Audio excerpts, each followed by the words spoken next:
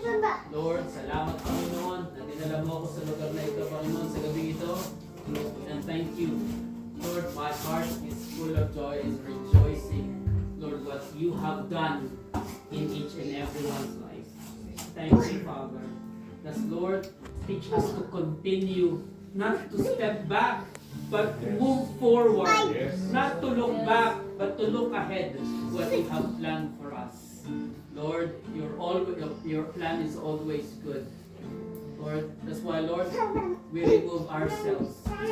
We give everything unto you. You guide each and every one, oh God. Empower them. Let them do something that they don't like. Because, Lord, that is where growth is.